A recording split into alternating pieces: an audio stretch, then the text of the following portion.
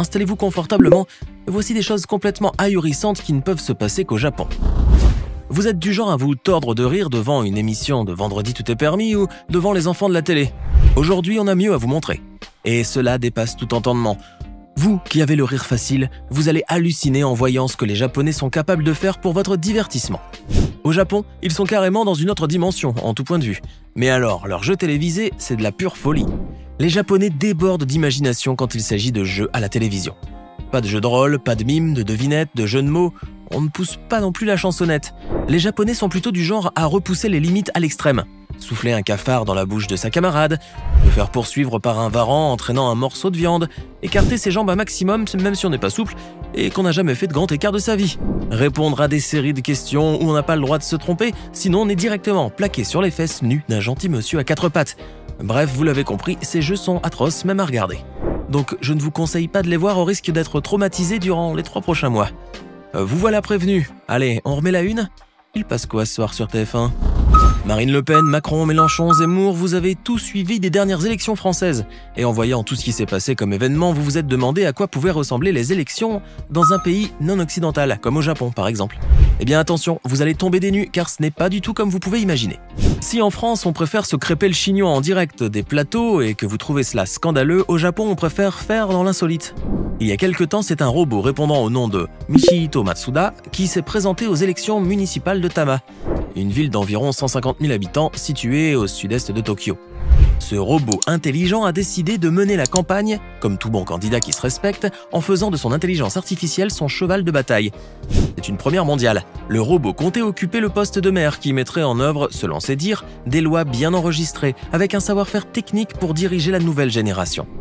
Ah oui, on a oublié de vous préciser que Michihito n'a pas de crâne à moitié dégarni, ni de costume étriqué, mais il repose sur l'image d'un robot féminin à l'allure séduisante. Naturellement, vous vous doutez bien que le scrutin n'a pas été en faveur de Michihito, car même si le Japon est un pays en plein développement technologique, beaucoup sont encore traditionalistes et ne peuvent pas imaginer qu'un robot puisse faire le travail d'un candidat crédible à un mandat. Vous êtes choqué que l'on puisse atteindre ce niveau d'avancement technologique ? Maintenant que vous avez entendu une nouvelle aussi insolite, vous vous mettez directement à imaginer un Macron en plein débat avec un robot lors des prochaines élections, et ça vous donne des idées. Vous passez quelques jours de tourisme dans la capitale nippone, et vous décidez aujourd'hui pour le déjeuner d'aller tester le meilleur restaurant de la ville. Vous avez mal choisi votre moment car c'est l'heure de pointe, et à l'heure de pointe, il y a tellement de monde que vous n'arriverez pas à distinguer vos propres pieds. Vous attendez sur le quai du métro et en effet, il est bondé. Vous commencez à changer d'avis et pensez déjà au reste de nouilles de la veille que vous avez laissé dans le frigo. Quand soudain, vous entendez une voix retentir sur les haut-parleurs du métro. On explique aux voyageurs que les repas de ce midi sont offerts à ceux qui comptent se rétracter et renoncer à leur voyage en métro. En effet, afin de réduire l'affluence dans les trains, cette compagnie de métro offre un repas aux usagers qui changent leurs horaires de voyage. Et pour vous inciter à accepter cette offre alléchante, ils proposent des beignets pour les 2000 voyageurs qui veulent bien changer leurs horaires, et si le nombre dépasse les 2500, ils proposent un plat de nouilles. Et comme vous n'avez pas d'horaire à respecter et que cela vous est égal que vous partiez maintenant ou plus tard, vous acceptez bien sûr la proposition. Des beignets, ça ne se refuse pas. C'est un échange de bons procédés. Bon, maintenant il va quand même vous falloir déjeuner, alors vous attendrez encore quelques moments debout sur le quai, mais vous avez des beignets tout chauds à déguster en attendant l'arrivée du prochain train. Vous êtes en plein deuil car vous venez de perdre votre grand-mère. Bien que cela fasse déjà 3 semaines qu'elle est partie rejoindre le bon Dieu, vous avez toujours beaucoup de mal à vous faire à son absence. Vous voudriez tellement la revoir pendant quelques jours, le temps que vous acceptiez son départ. Chez la Mafachée, rien n'est impossible, ou devrions-nous plutôt dire, chez les Japonais, rien n'est impossible. On vous explique, vous allez halluciner. Au Japon, une femme a créé un projet qu'elle a joliment baptisé Digital Shaman. C'est en fait un robot qui remplacera le temps de quelques jours votre proche décédé en empruntant son visage et sa voix, le tout matérialisé par une imprimante 3D. Je vous promets, même si ça en a l'air, ce n'est pas gore du tout. La créatrice, Etsuko Ishihara, a confié avoir eu l'idée de ce concept insolite après qu'elle ait perdu sa grand-mère. Tiens, ça ne vous rappelle pas quelqu'un ?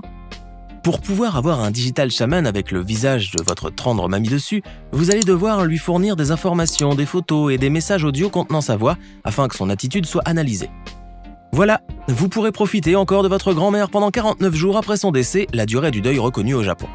Elle vous parlera, discutera avec vous, se baladera dans votre maison mais ne pourra malheureusement pas vous concocter de bons petits plats comme lors de son vivant, car le robot ne dispose pas encore de cette fonctionnalité. En tout cas, cette idée semble plaire à beaucoup de Japonais. Je crois que vous préférez plutôt lui déposer quelques fleurs sur sa tombe chaque dimanche après la messe, car cette idée de robot ne vous emballe pas trop. Vous séjournez quelques jours à Osaka pour une mission professionnelle et dès que vous mettez les pieds en dehors de l'aéroport, vous êtes abasourdi. Vous êtes frappé par une chose incroyable, quelque chose dont vous ne vous attendiez pas le moins du monde, surtout dans une ville portuaire aussi grande qu'Osaka. C'est que dans cette ville, et dans plein d'autres villes japonaises, les routes sont parfaites. Pas de trous, pas de dégradation, pas de routes délabrées. Tout est parfaitement lisse comme si elles n'avaient jamais été empruntées. La raison est qu'un grand nombre de Japonais ne disposent pas de voiture car le prix du stationnement leur reviendrait trop cher. Pour compenser, l'État offre et dispose à ses citoyens des moyens de transport en commun très développés, à des prix réduits, de telle sorte à ce qu'ils soient dissuadés par l'idée de s'acheter un véhicule. En revanche, beaucoup, pour ne pas dire tous les Japonais, disposent d'un vélo. Alors si un Japonais n'emprunte pas un moyen de transport en commun, il enfourche sa bécane. Et comme les vélos n'usent pas les routes, ces dernières restent intactes. Vous auriez tant voulu que ce soit pareil en France, n'est-ce pas ? Mais bon, rien ne vous empêche de vous mettre au vert et de troquer votre vieille Renault contre un bon VTT une fois rentré chez vous. Pour vous, le Japon est le pays du Nihonbuyo, des kimonos tout en couleurs, des paysages splendides et des jardins botaniques à couper le souffle. Mais il y a une partie du Japon qui n'est pas très joviale. Voulez-vous savoir de quoi on parle ? Alors attendez-vous à ce que ce ne soit pas très drôle, car on ne va pas parler de sushi. On va vous la faire courte et concise, même si ça pique un peu les oreilles. Le Japon est le pays au plus haut taux de suicides au monde, avec plus de 30 000 suicides par an. Voilà, c'est dit. C'est un phénomène de très grande envergure, qui a vu le jour depuis les années 60, surtout chez la gente masculine. D'ailleurs, le suicide est la première cause de décès chez les hommes qui ont entre 20 et 44 ans.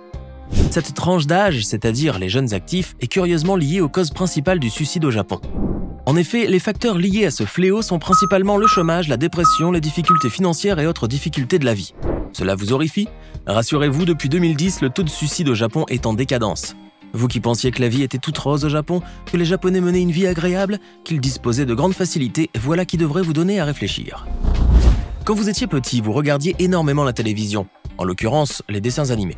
Mais enfant, vous ne vous posiez jamais la question de quel pays était-il originaire. Tout ce qui vous intéressait était l'animé en question. Aujourd'hui, nous allons vous répondre, mais pour cela, il va falloir faire un petit saut en arrière à l'époque où vous restiez bouche bée face à votre téléviseur tous les mercredis après-midi. Si aujourd'hui l'industrie mondiale des dessins animés s'est beaucoup développée et que beaucoup de boîtes de production internationales ont émergé, il y a quelques années ce n'était pas le cas. En effet, c'était principalement le Japon qui détenait le pouvoir et qui produisait le plus de dessins animés. Ainsi, presque 80% des dessins animés que vous avez pu voir étant enfant, mis à part les Disney, étaient japonais. Nous vous en citerons quelques-uns volontiers. Astro Boy, Princess Knight, Space Battleship Yamato, Mobile Suit Gundam, Nausicaa of the Valley of the Wind, Dragon Ball, Evangelion, Naruto, One Piece, le détective Conan, Pokémon, le voyage de Chihiro, Sailor Moon, Doraemon, bon d'accord, on arrête là. Toute cette liste vous a donné mal à la tête et encore on n'a pas tout listé. Mais maintenant vous savez au moins qui était derrière la majorité des dessins animés qui vous fascinaient quand vous étiez tout petit. Vous comprenez mieux pourquoi vous avez ce petit penchant pour la culture japonaise. Vous êtes un fervent défenseur de l'environnement, le tri des ordures, les achats de produits en vrac et le recyclage, ça vous connaît. Mais manque de bol, aujourd'hui vous vous trouvez au Japon pour quelques jours de vacances. Et nous sommes désolés de vous apprendre que c'est le dernier endroit sur Terre où vous pouvez être respectueux de l'environnement. Sachez qu'au Japon, ils sont très fanats de tout ce qui est packaging.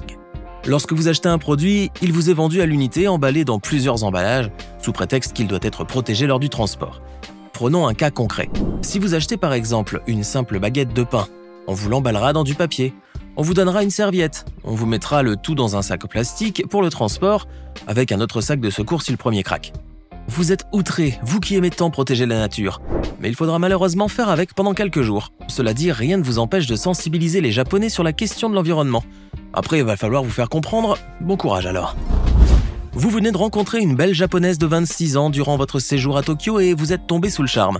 Tout de suite, vous lui parlez de vie à deux, de mariage et d'enfants. Et là, elle vous arrête net dans votre élan. Comme toutes les japonaises aujourd'hui, elle refuse catégoriquement de se marier, encore moins d'avoir des enfants. Ce qu'elle veut, c'est sa liberté. Sympa pour vous.